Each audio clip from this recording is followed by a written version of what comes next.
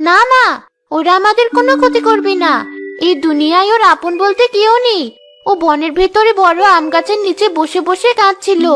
ও মনের দুঃখ আমাদের কাছে খুলে বলল। তাই ভাই বলল আমাদের বাড়িতে নিয়ে যাই, ও আমাদের সাথে থাকবে। তোমার নাম কি মা?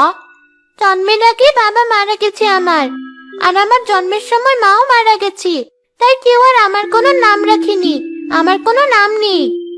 তুমি তো অনেক ছোট। আজ থেকে তুমিও আমার আরেকটা মেয়ে। তোমার নাম রিনা। তুমি আমাকে মা বলে ডাকবে। আর এখানকার কেউ যেন তোমার সম্পর্কে কিছু জানতে না পারে, এটা শুধু মনে রাখবে। ঠিক আছে মা, কি আনন্দ! আজ থেকে আমার নাম রিনা।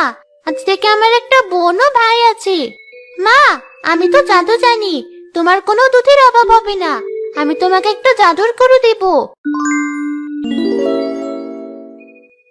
এই যে, এই নাও, এই গরু প্রতিদিন অনেক দুধ দিবে।